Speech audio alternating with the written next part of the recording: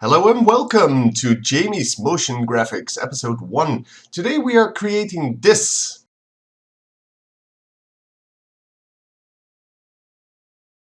All of this has been made in After Effects and I will explain step by step how you can make it yourself.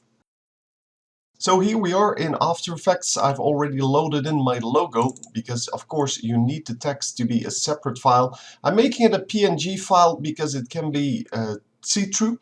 And the black part here is just the see-through part.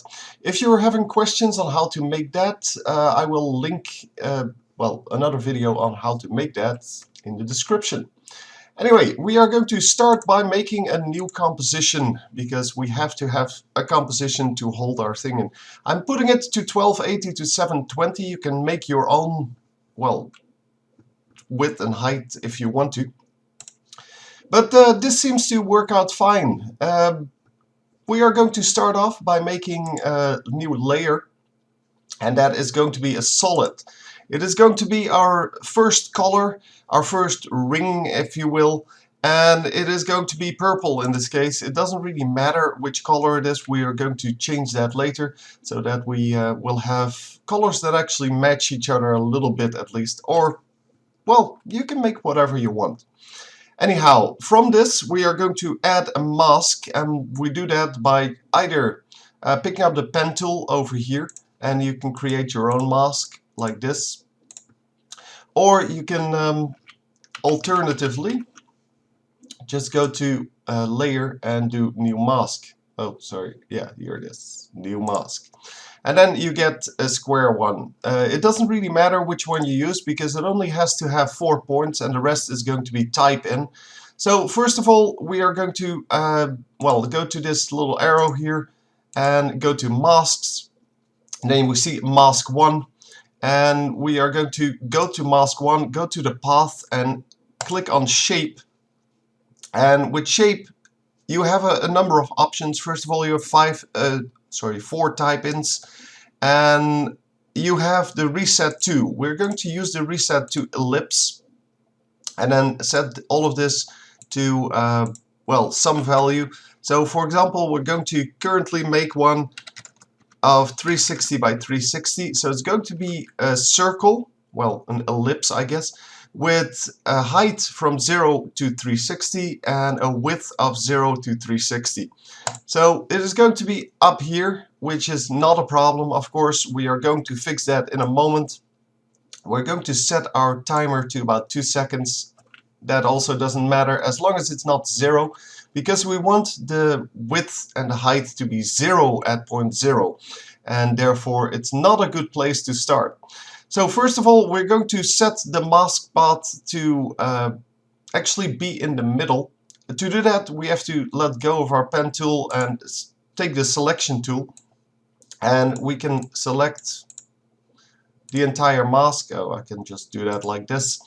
And then we're going to drag it by taking one of the corner points, or one of the mask points I guess, and put it in the middle. You can type it in as well. I am going to do that. I'm going to type in 2 different values. The first one is for where we are at the end of the animation, which is minus 97 for the left side, minus 382 for the top side, 1377 for the right side, and 1102 for the bottom side. You don't have to type it in, you can also drag out the mask. I just want it to be perfect, and that is the way it is. So currently it is this big, and it will cover the entire composition, which means that every pixel is now purple. So we want to make an animation. That's why we're going to click the stopwatch in front of mask path, and we are going to set one of these points. I'm going to drag it out to about 4 seconds. You don't have to, because we're going to speed it up afterwards. It's just because, well, you have a nice flow going then, and you can see a little bit better what's going on. Then I'm going to put my my little time thingy to 0. I'm going to make a new keyframe by clicking this little button over here in front of mask path once again, and we are going to set the shape to be exactly the middle of everything, which means the left is going to be 640, the top is going to be 360, the right is going to be 640, and the bottom is going to be 360. And as you can see, that is exactly the middle of our composition, because our composition was 720 pixels high, 1280 pixels wide. So you can calculate that for your own composition on your own. And basically what we have now, if we hit the play button here, it is going to expand until it fills the entire screen, which is exactly what we wanted. By the way, my composition length is 5 seconds here. To do that, you go to composition, you go to composition settings, and you can change it over here. I'm currently going to make it 20 seconds because I want to speed it up afterwards by 4. But yeah, you can make it 4 seconds or 5 seconds, and then yeah, you can do exactly the same thing, only you have to speed it up beforehand. I like speeding it up afterwards because, well, first of all, you get a little bit of motion blur going, which is a nice looking effect. The second thing is you want to actually see what's going on before you make it, and this way I have a very flexible composition which I can scale later in time. So I'm going to drag out my composition. That will do nothing else than just make sure that the purple layer exists for 20 seconds. It doesn't do anything outside of that. I'm going to drag back my navigation, my time navigation, to make sure that I have all the zoom that I want. So we are now done with our first layer. The only thing we still need to do is we need to add something that allows us to change the color, because currently it is purple, and as you might have seen, the original was blue. And to do that, we're going to go to Effect and add a color correction. And you have a lot to choose from here. I'm going for Use Saturation. You can play around with the other ones if you want to. And I'm going to set this one to blue, if I can find it. There you go, that's a nice blue color, it seems. Yeah. So we're going to take this one and make it into blue. So now the entire composition is blue instead of purple. So all we need to do now is create multiples of this same effect, and that is done by hitting Control D or Command D on the Mac. And we're going to make several of them. So let's make 6. I don't know how many the original had that I made, that I showed in the beginning, but we're going to now take the first layer. You can click on the layers to select them and drag it out to 1 second. If you want to make sure that it is 1 second, you can hover your time thingy over it, and then on the left side it will say 1 second if you're correct, and then you can just line it up with that. So I'm going to do that now. 2 seconds, you can see 2.00, and I'm going to line it up with that. So the third one is going to be 3 seconds. Yeah, I know, it's really difficult to understand how this all works. And then 4 seconds is going to be the next one. And then the last one is going to be 5 seconds, which is why, if you do it like this, why you want to have your composition to longer than 5 seconds, because otherwise this one does not have time to expand, and of course we do want that. So as you can see, all of them are blue, so they won't really do anything. So let's change that. Let's make sure that we have different colors. The second one then, before we continue, I should change the names here, because obviously it is a little bit easier to recognize your different layers in the rest of your composition if they have different names, because obviously, well, if they're all called the same, it's kind of hard to recognize which one is which. So here we can see, for example, Effect Control 6 now, and if I select another one, Effect Controls 2, that used to be all the same, so I couldn't see what was what. So we are currently in layer number 2, and we are going to give it a different color, and hopefully we can find a color that matches something nice. So yeah, a little lighter blue would be nice. Number 3 then, and as you can see, it changes effect colors if I select a different layer. So we're going to go to yeah, something like this would be nice, and then let's go to let's select somewhere where this layer is actually alive and on screen. So yeah, we can go for a green color, I guess. That would be nice. Let's take an actual green color, and then yellow for the next one. Yeah, this one still exists. So yellow, and then the last one I made it orange in the last try. So let's make it orange here as well. So what it looks like now is, because we have different colors now, it actually looks similar to what I made in the beginning. So as you can see, all of them expand, all of them do their thing, and now all we need to do is add the logo. We're not going to do that here. We're going to use one more little nifty trick. Select all the layers by holding Shift and clicking, well, first the number 1, then Shift number 6, and we're going to go to Composition, I believe. Nope, it's a Layer. Pre-compose. Pre-compose is basically a way to make sure that you have all the layers without all the fuss. So this one is still alive. It's now called Pre-comp 1, and you can use that in your own thing. In your project tab here, it will say Pre-comp 1. You can of course rename that, and that is exactly this thing. So it is now one layer, and the advantage of this is that you can do with the entire layer what you would normally have to do with every separate layer. So if we want to speed this up, for example, we can right click, do time, and then time stretch. We're going to stretch it to 25% because we want it to be 4 times faster, and then the effect looks like this, which is a nice speed. You can speed it up even more if you want to. You can also, well, tune it down a little bit depending on what you're looking for. By the way, I do need to set my composition length here to a little bit less. With composition settings, I'm going to set this to 5 seconds now. Well, yeah, 5 seconds is good enough.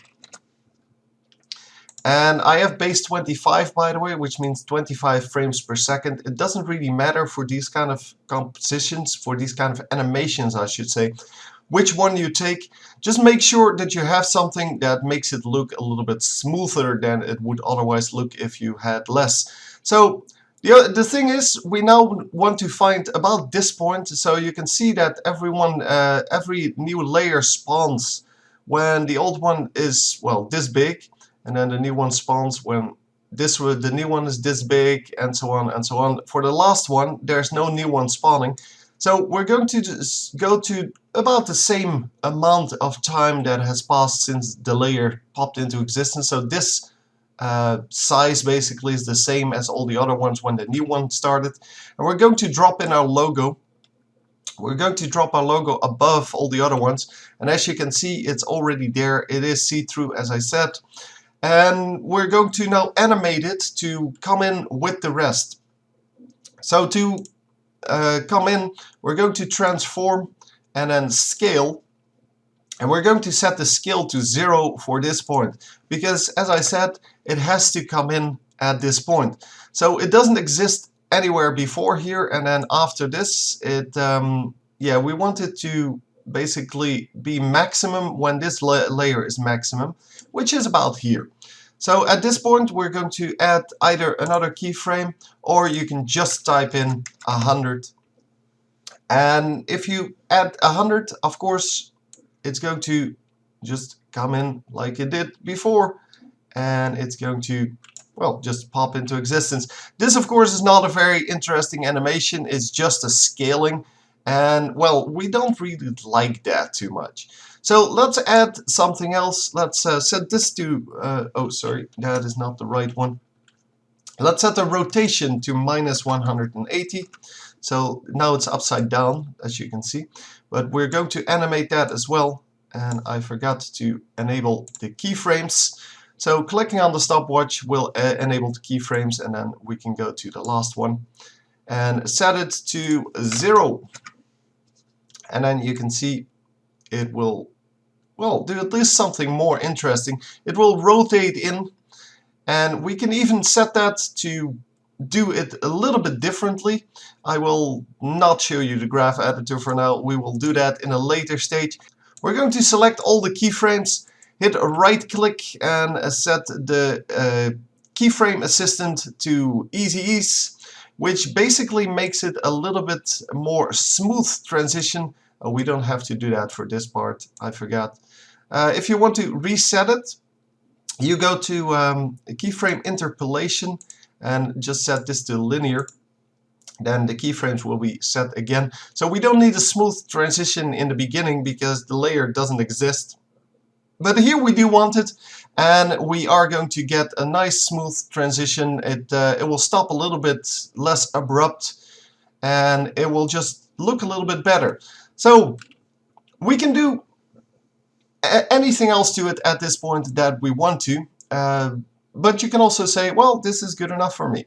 So we're now going to go into kind of a, well, a nicer part. We're going to just make it a little bit nicer. We're going to let it overturn and over scale, and then we're going to make those animations a little bit. So this is kind of the little more difficult part. We're currently at 206. We're going to go to 211. And we're going to set a new keyframe for both of these. Then we're going to go to 216. So if you hadn't caught on yet, it's 5 frames each time. 21 is the next one. There we go. And then we're going to go to 26, which is 301, because we have a 25 frames per second. So 306, and that's the last one.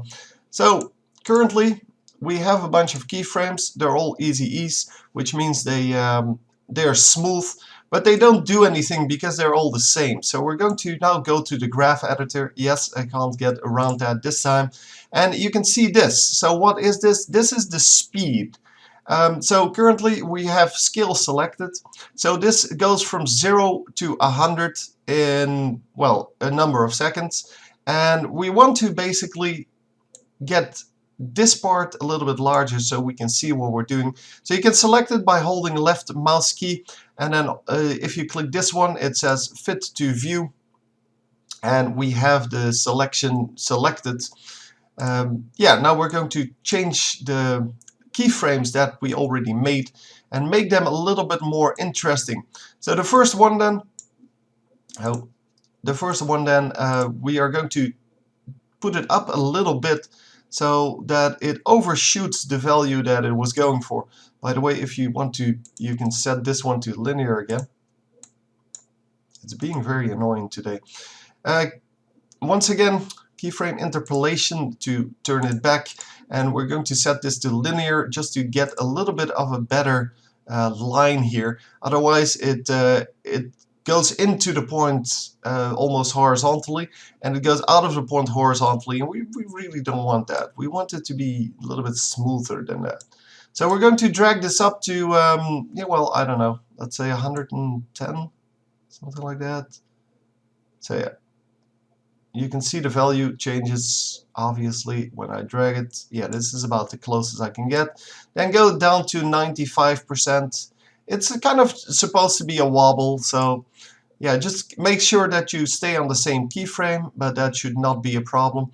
Then we're going to go to 102.5 or thereabouts, and then 98.5, something like that. And then this last one is supposed to be on the actual value. So I don't know if these are easy ease keyframes, so let's set them to easy ease. Keyframe assistant, easy ease. You can use F9, but it will pause my recording, so yeah, that will not work for me. I will have to reset that key. You can see it's a little bit smoother now. You can see that it dragged out the lines a little bit. And now, what does it look like? So let's just play it, and you can see it on screen here. As you can see, it's a little bit of a wobble. So let's do exactly the same thing for rotation. So we're going to select rotation. We're going to say fit all graphs to view, and we're going to do exactly the same. So we're going to select these keyframes. Then we're going to fit it to the selection. It's not a good fit, but yeah, well, it's the best we can do for now. And just select the first one. Oh, first of all, select this one. Right click, keyframe interpolation, and just set it to linear again. This one is going to be an easy ease later on, but for now it is not. So we're going to have a similar overshoot to the other one. I don't know how big it's supposed to be because it's degrees, so it's hard to well, to aim it right. We're going to set it to about 10 degrees here, then 5. We can tune it back if it's too much. Okay, 5, 2.5. Oh, see, it's being really annoying today. Well, it's my mouse actually. My mouse is having some issues. But yeah, 1.25 here. Yeah, it doesn't have that. And then the same as we had. So select all the keyframes except for the first one. And set them to easy ease. Right click, assistant, easy ease. So now you can see that it's once again a smooth transition. So let's see what it looks like. So you can see that it zooms in a little bit. It's not too much. It actually looks the way I wanted it to. So once we're done with this, we can close the graph editor. We're going back to our keyframes. The problem with the keyframes is, of course, you can't really see what's going on. But once you get the hang of how these things look, you can actually just type in the amount that you want. And here, if you just stand on the keyframe and make this 110, then that's the same thing, of course. But yeah, the graph editor works as well. So anyway, we now have what we wanted to, and it kind of just fades out. Well, the motion fades out here. It's 0, and then it just stays there for like 2 more seconds, just under 2 more seconds. So that's all there is to it. Now we're going to make the composition into a video, which we do by composition, make movie. Then we're going to go to our render queue, which was already there. You can rename your composition into whatever you want. Currently we are going to make it into motion graphics 1. You can of course put it in a different folder, and we're going to hit save. So it's not done yet because all it did is change this. We're going to go back to our render queue, hit render, and then we will see that it renders it frame by frame. It's the way you make movies in After Effects, for those of you who are not aware. So once it's done, you can of course start it from your well, the location you saved it, and it will look like this. So I hope you enjoyed the tutorial, and I will see you next time.